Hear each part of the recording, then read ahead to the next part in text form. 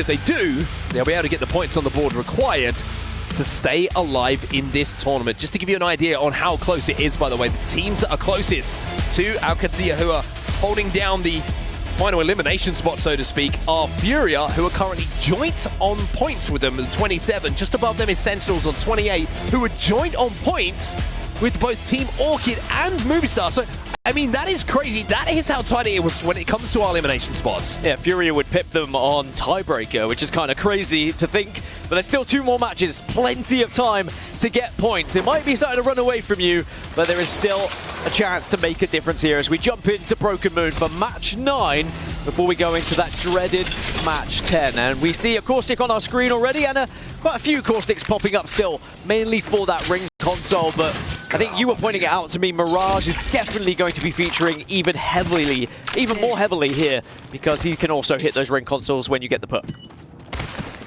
Fnatic, who now have 2 wins on the board, have pushed themselves up into 3rd place in the overall standings. With 2 games to go, looking like they will be safe for match point finals, which is going to be a huge boost for them. And looking at where the zone is going, Team Orchid are going to be happy to see that Terraformer is where we are going. And I mentioned the southern side, and for ALGS Esports, a great opportunity to have prior to this zone, but they're going to have to be very, very careful of a team that are called Falcons, who are going to be rotating in from a very, very similar position. A lot of teams who need points have good priority to zone here. Edward Gaming as well. Yep, all the teams that are really struggling. I mean, Z10 being down in 20th position, also a bit of a surprise to me, but it can all change very quickly. And yeah, you were pointing it out on the map to me, Zero Tenacity have a pretty good rotation into Terraformer just through the ability to go onto the rails. The real question is, will they take it that fast? Well, they have to take a second as we get a pause at the moment on the main stage just to sort out any problems there might be there for the players. Yeah, it's fascinating to actually to look out on our map overhead, the teams who are going to have prior to this zone. We mentioned that bottom 3. Well, towards Cultivation, you've got Zero Tenacity. They're going to have a really quick rotating on the rail, like you mentioned. You've got ALGS, who are right next to them at Atmo Station. They're going to have a very quick rotate in. You've got Team Orchid and Edward Gaming, who are already in Terraformer. This is a massive opportunity for all of those teams to convert this zone into what potentially could be a tournament-saving game for them, but also knowing that those 4 teams are going to be next to each other more than likely is kind of terrifying for all of them, knowing that they can eliminate each other. Yeah, this game could put you far enough away from those teams in elimination that you don't even have to worry about it, and you can start to hope that maybe you can break into the top 7 so you can secure your spot in the match point finals. It's not just Falcons fans in the buildings, Sentinels fans have been able to arrive and find their seats here as well in the Gidea Arena. And it's quite a good chance to really celebrate your teams in a pause, because you will definitely be hurt. Certainly. Just to give them that little bit of a motivational boost that they maybe need, just to calm the nerves, I think, a little bit.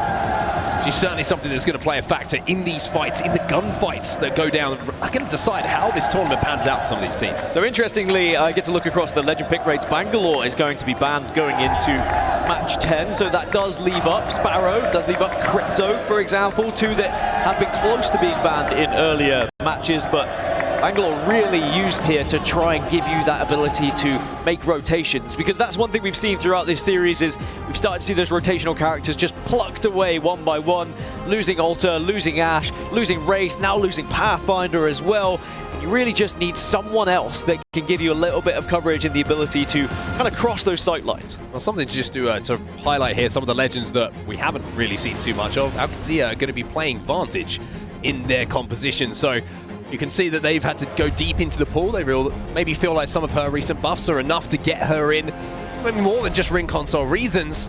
And if one thing that's going to be great is, you know, having that ultimate available, the sniper that she does have available. If you have early prio to some of these zones, being able to pick off damage, stop teams and zone them out with that ultimate is going to be really, really important for them. And look at Zia as well. They have ring console. So they're going to be able to get great info here. And with Vantage, when you look at zones sometimes, it's like, is our composition going to work for this zone? You have to say that Vantage could be a real influence on them having a really strong game. Yeah, as long as they can get to blue quick enough to get that ring console and get the priority to zone, then everything you've just said can genuinely follow up with. They can get that position, they can use that sniper rifle to full effect and maybe pick up some kills to get out of those elimination zones. Otherwise, yeah, it could be a very disappointing Thursday for them. And it feels weird sending teams home on a Thursday, but that's how brutal this format can be. As you can see, 18, 19, and 20 will be eliminated from the competition today after match 10, but we will also be sending 7 teams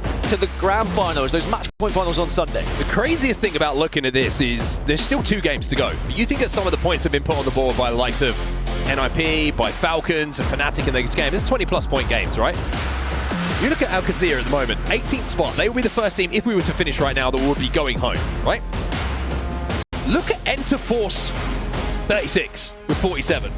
That is not a chasm between those two teams. That's one big game between 18th place and 8th place, who are on the cusp of going into the match point finals. So outside of the 2 top teams here that we have, who have stolen a lot of the points away, Falcons and Ninjas in Pajamas, it really is extremely tight with 2 games to go. And I think it is a genuine surprise for ALGS to be down here. You mentioned it at the ALGS Open, 3rd place they found themselves finishing, and there is their key. Now, is it going to be crushed today? That's the real question. Or do they have the bottle to ensure that they push through? I mean, we look back at the ALGS Open, Pricey was tied on kills in that match finals point lobby. He was one of the best players, yet they find themselves now in this elimination zone. But you've alluded to it, they are not that far behind. It's all very tight, but I'm sure they're going to be extremely nervous about what's happening. Going to be a tough one for them to obviously navigate, and the thing is, it's very different to be in this position. As we take a look at Furia as well, and when we looked at the overall leaderboards, they got one win on the board today, but they are still in that group that's probably kind of stuck between looking over their shoulders and looking forward. But it's an interesting situation to be in for a lot of these teams at the moment. I would say outside of the top 2 who've done everything they need to do. Do you look forward? Do you look back? It's so how differently the overall leaderboards could look after this one game. It's pretty crazy to think about. I do think a decision has to be made from your IGL about, like, how far are you looking? Are you looking to just try and get over the finish line so you get through to the last chance qualifier on Saturday, or do you think you have an... Oh, well, I mean, that just took me out of train of thought. So much aura from Doom. I'm so glad he's back. But are you looking to try and push all the way to get to match point finals, or do you just need to do enough? Because if you're just doing enough, you don't have to go too far here. You don't really need to commit to too many fights. Just trying to play zone, you're trying to just eke over, and it is just match 9, and I say just match 9 because there is still leeway. You do still have match 10 to fall back on if things go wrong. Shout out to the Wolves Esports fans, by the way. Made it all the way here to Riyadh to support their boys. Sentinels, of course, we saw some of their fans in the crowd as well. They'll be hoping for a couple of solid games from them to keep them in contention for not just staying in the tournament, of course, but for also forcing their way into those top 7 positions. Well, as you can see, everybody, the wait is about to be over. 5 seconds until we unpause and we get back in to match number 9 here on Broken Moon. As beautiful as it's been checking out the shots in the Gidea Arena, it's time to go back into Broken Moon. And we do check in with Team Falcons on their move.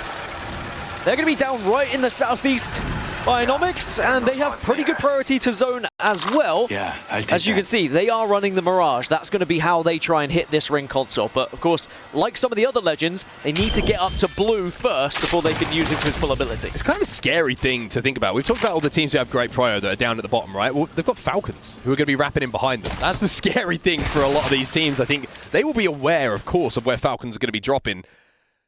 But knowing that a team which is, arguably one of the best fighting team in the game is going to be in a position that they're going to challenge you at some point, it's got to be slightly nerve-wracking for all of these teams. One team who's not going to be feeling the nerves too much right now is the team on your screen. Fnatic already inside of where that next zone is going to be. Already got the caustic barrels down and already finding out that someone's playing Mad Maggie. It is really interesting to see on the map overhead how spread out Falcons are just to try and get those Evo harvesters so they can ensure they go up to blue. And they're not the only team playing that way. We've seen a few teams who are using these legends where you need blue to get the ability to use the ring console. And that's one of the benefits of playing Caustic, for example. You don't have to do that. You can hit it right off the rip and get the Evos from it, as Na'Vi are going to be making their way through on the railings here and maybe taking a fight unless Sentinels take it to them. Yeah, I mean, Hyaka's got to be very, very careful here. And his shield's ripped away. He's trying to find a safe place to escape the clutches of the chasing Sentinels players just to make sure he can get a battery off. But As the last player, it looks like in his team, or certainly separated from the rest of his team. Sentinel's got to now make the choice. Do they chase this one down, or do they just play a little bit slower here? Most importantly, play together to make sure that they don't make any mistakes where they get picked off. Sentinels, I mean, only 1 point ahead of that elimination zone right now. We saw all the Sentinels fans in the Giddy Arena. Well, will they be able to give them something to cheer about here? As we check in with Mouse, they're going to be holding the northwest. And actually, that hazmat tunnel is going to feel like a hazmat tunnel, trying to come out of it and surviving here. So check in with AG as well.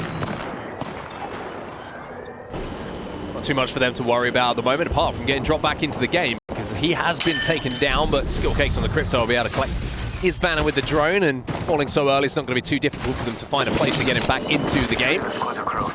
Although it looks like Zap has been a little bit separated from the rest of his team here, or certainly is maybe carving a path to where they need to go here to get him back in the game. But checking in with Fnatic, you can see that Giddy have moved in underneath them, so we've got a little bit APAC North on APAC North action going down. Right here, it's this place here. Shaco has been taken down, and that means that Na'Vi are going to have to probably retreat on their rotation and go back to get back up to a full 3. But other than that, a lot of teams, yes, they're having pop shots at each other, but people are reluctant to take fights. And again, we're going to start to see more nerves arrive the further we get into this series, whether it's match 9 or even match 10. The thing is that will be different with match 10 as to 9 is it will be the last chance for a lot of these teams to get points, and we might see more fights because people get even more nervous, take unnecessary risks, and we'll have to see whether it pays off for them. I think the fact that the lobby is so close, usually we see a team that's like a long way away. Yeah, someone who can really they'll try and run it down just to get the points because they have no choice, but because it's so close, I don't think teams really have that option. They've got to play the long game, they've got to play the slow game. Which means this match number 10 that follows up after match 9 that we're in right now is going to be a nervy experience for more than one team for sure. At the moment you can see E36 just kind of counter-rotating, do a little bit of craft. Themselves a few extra batteries as they work their way in towards zone, and they're in 8th place in the overalls right now, so they're the one team that is trying to force their way into that top 7 towards match point finals. Yeah, and I think Falcons, Ninjas in Pajamas, and I think Fnatic, maybe even TSM, are going to be feeling pretty comfortable at this point of making those match point finals, but everyone else is still up in debate for whether they're going to finish in the top 7. Zero's been able to take down one member of C10, Feud has fallen, but the real question is, can you actually convert that kill? The answer is yes, Zero will take him down. And C10 down in 20th place, so that's not good for them. And this is the worry I was talking about for a lot of these teams who are in the bottom 3 that were rotating pretty close together on that southern side. Falcons are going to be a problem at some point for them. Speaking of problems, MKOI having to reset here, having to get rampart walls down, having to use the mobile shield just to get healthy. It doesn't look fun. Looks like literal torture being down there, but at least they are going to be able to stay alive for now. But TSM are going to look down over this, and once this shield dissipates, it's going to be very difficult to stay alive. Big nade, though, to force them back. Yeah, this spot playing early is pretty tough. This is somewhere that usually teams try and play a little bit later on. As you can see, the amount of damage that they're taking at the moment, having to cycle through rampart walls, mobile shield, and now, with the ability starting to run out, they're having to scarper away, and this is the problem with playing this spot early. There's so many lines of sight. Jelly's going to be left on his own. A lot of responsibility here when you're in match 9 and you need points. You are down there in those dangerous areas. TSM, however, they're looking to try and solidify their spot in match point finals. 70 points right now, 4th place. I think you're probably good. You can very much cement it as Movistar will be taken down in 20th position. That's rough. Yeah, and when you're coming into the game in 14th overall, knowing how close it is, going out early is gonna hurt, as is that shot onto Cersei from Panic, and that's Orchid again, another team who are down at the bottom of the leaderboard, so they're gonna have to work very hard to get Cersei back into this game. And Orchid, who had great prio and a great spot in this zone, Spotted. I retract that. have to play this one as a 2, and no Crypto to go and collect that banner. It's all going to have to be done manually here. The zone does shift a little bit further north, just outside of Terraformer here, which is really good news for some of those teams that were rotating a little bit late from that northern side. There were a few that committed on the south, likes of Wolves. They kind of held down a position. They're going to have a little bit further to go as now Falcons, with that information, begin to make that journey as Nemesis take on E36. Nemesis trying to force their way into match point finals with 2 big games. Have to deal with E36 at the moment. E36 was a good shot, but CNAP has gone down, but Yuzna evens up the numbers, but Remix Powers won't be able to do enough to keep his team alive. It will be Illy who comes through for Enforce 36, who wins that fight, which was isolated enough on the northern side of the map for them to get a full reset. Down at Atma Station, by the way, Genji and Zero Tenacity are currently looking at each other. Potential big fight that could happen, but Noah's Fox also taking an engagement here. Na'Vi are going to be above them. A couple of Sky Nades to go out here. You can see Waltzy's also been taken down in the kill feed, so a lot of kerfuffles happening here. I can't even say it. Well, players being picked off as teams get desperate for points or maybe get nervy about taking fights. Louise Fox. Jacko, good damage, but they just can't get that first stop. Hiyaka will get it. But Jacko has no idea the NIP are looking to third hit. Slab on the flank. He'll find one, but he's got to pull off something superhuman to keep Na'Vi alive here. Yeah, maybe just trying to get a little bit of KP potentially. Runs right into the last remaining. Remember though, and NIP will clean up Nose Fox. By the looks of it, they will. So Nose Fox eliminated in 17th. There's Na'Vi at 18, but there's more. Here comes Falcons. Even without Waltzy, they want a piece of NIP. But Waltzy is back to his feet. Howl goes down as well, and now Waltzy, having got back into this game, has got decisions to make. Do I escape? Do I take this fight? And I think the smart thing for Doobs for him is just to run. And by doing so, might be able to keep Falcons alive in this game 9. I mean, the team in first place, pushing the team in second place, but NIP holding strong. I think they were way healthier than Falcons thought they were going to be, as AG now taking the fight against Sentinels here. I want to be Sentinels, who are eliminated. Genji also go. And this is the pace that Broken Moon can give you. And drop now, last player alive inside the zone. Does he have the timing on the syringe? It doesn't matter, because E36 will win that fight inside of the zone and make AG sweat a little bit longer. I'm a breather, because you're right. Just like that, we've seen 7 teams now eliminated. We did see a care package get picked up by ALGS. So we were saying it was, you know, doom and gloom. They needed to have a game here. Well, they're into the top 13 so far, so they've got at least 1 placement point. There's 1 point out of the elimination zone, though, so the real question is, can they go further than that? With a care package, I mean, maybe, just maybe, can give them all the goodness that they need, as Furia just trying to keep Madness alive here. And there is Bangalore coming into full effect, but remember, she'll be banned. As you can see on the right-hand side of your screen, this is how it stands and how the team's live scores currently will find themselves. Zero Tenacity out the lobby. Sentinels out the lobby. Katsuya still in the lobby though, and have moved out of that bottom 3. Remember, bottom 3 will be eliminated from the tournament at the end of pool play today. Never mind. Now Falcons looked like they were down and out, but Waltzy was able to escape, and Waltzy is getting the rest of the team back up here. My question would be, is anyone going to be looking over it to potentially take them out when they land? Edward Gaming are right next to where Falcons are just exiting this dropship, but checking with ALGS, there is a lot of pressure on their shoulders here. Nicely popping this battery at the moment. Mikey Drill's going down. They're trying to stay alive here. And they're actually going to decide to hit a risky evac, but they're not taking to the skies here. They're just jumping to the other side of this wall, where they can then look out at the position of Wolves Esports. By the way, Z10's still alive actually in this game. I thought they'd been eliminated, but one player did manage to escape, keep themselves in this game. Now Katsuya might be thinking, can we survive? Ult goes down. The Stinger bot is trying to hold out Wolves here, but so much damage is being done by both teams to each other. The Z10 have actually managed to get back in this game. The respawn comes in. The respawn for Falcons, though, not as effective. They will be eliminated. So many teams here on this southern side as ALGS go down, as do Zero Tenacity. 2 teams who are down in the danger zone. 10 squads now remain. Team Orchid looking over Wolves here, and they kind of want to push. They do have the ability to. They have Mad Maggie. They also got Cersei back into the game. Remember, they were a duo when he went down a little bit earlier on. So Orchid back up to 3, commanding a good position to where this zone is going to be going. But they've got to deal with Wolves here. They want to clear their backs before they think about moving forward.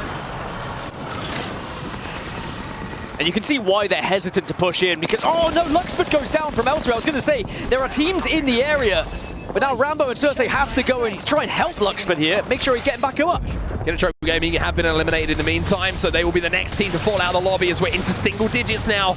9 squads remaining. And Wolves have just been playing the survival game at the moment. Dipping and diving and dodging and doing everything they can around the geometry of Terraformer. I've seen a few teams be eliminated while they have just been surviving. The riot drill goes in, which is going to pick away at Fnatic and not only get a little bit of damage down, but also gives them the indication of where Fnatic find themselves. By the way, no one is in the next zone. And no one is in the final zone. It's certainly going to be a dicey one. I think Team Orchid, the only one who are hovering around that area right now. You can see it on your screens in the top left. Everyone's kind of in the surrounding areas. There's going to be plenty of fights as this zone closes. There's some big, important decisions to be made by some of these IGLs who are having to enter now. Mouse are trying to force their way through Furia. Edward Gaming going to be trying to hold out anyone arriving from the southeast. You've still got NIP arriving from the northeast as well. Noct has just gone down. Team Orchid going to overlook, potentially, Wolves' position. But you can see the nerves and the decisions that are being made by Team Orchid right now. They know they're going to have to move. It isn't too far. They will be safe inside the next zone, but they want to make sure that nobody gets the jump on them. Furia, though, 15th place overall at the moment. Having to survive and will be safe to do so, but can they stick the res? Is anyone going to look down on this? Mouse is the closest team to them, and they're going to stick the res onto Noct. I think Enter Force 36 are looking at Mouse, so Furia able to just avoid all of that gunfire, get back up, and it looks like Noct is going to have a chance to fully heal here as a care package is going to be looted by Dupe as well, so TSM in a really good spot on that eastern side. Just NIP their biggest worry at the moment, but Furia back on their feet and back with a chance. Remember, Furia were down in those bottom places, but are going to look to try and saw their way up the leaderboard, now into 15th in the overalls. Keon shaking his hands, getting a little bit of blood flowing here. He's rocking backwards and forwards. If you needed an indication of the nerves and the pressure these players are under on this main stage right now, just Keon's body language tells you everything that you need to know. Mal's look pretty relaxed. And Aku, who for me in the EMEA Pro League was certainly a standout when it came to a player on controller who was hitting those big R9 sprays when it really mattered. But playing at home is a different ball game altogether to playing here on that main stage. Dupe does get a knock with that Peacekeeper that I presume he found in the care package as NIP are on the receiving end and NIP will be wiped. And that is a fantastic set of kills for TSM because NIP have not been an easy squad to take down. This area.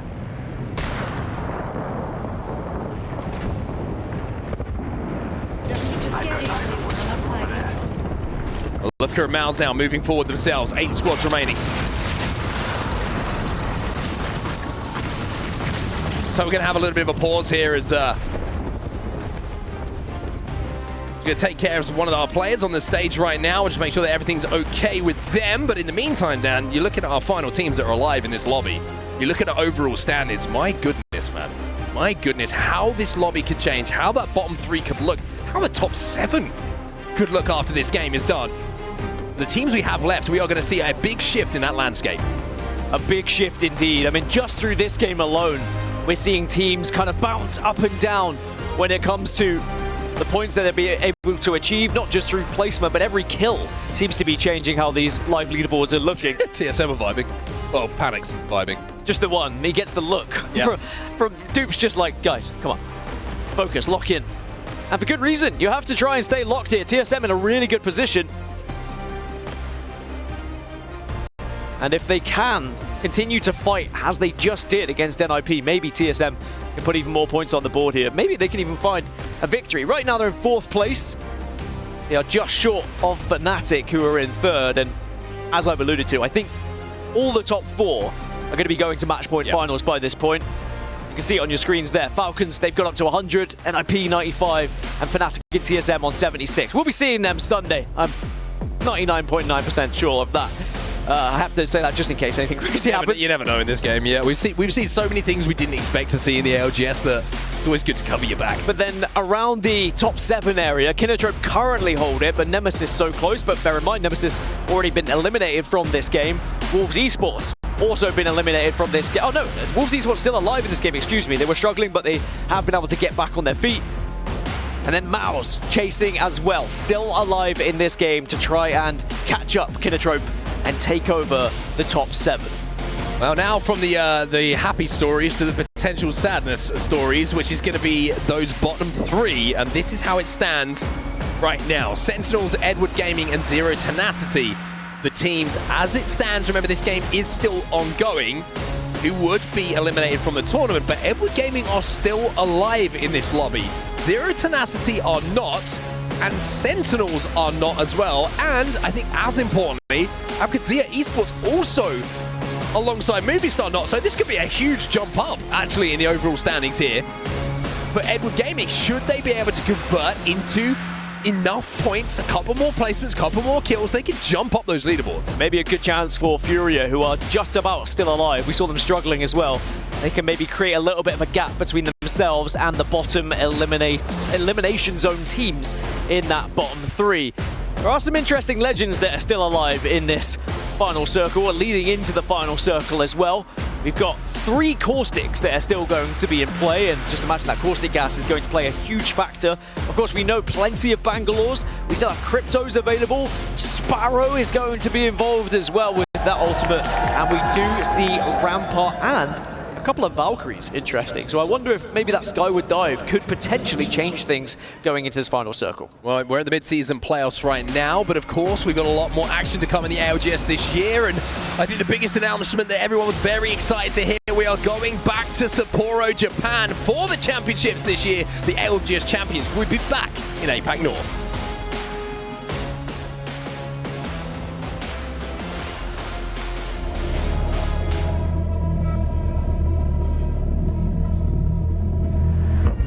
Championships are not given, they are earned.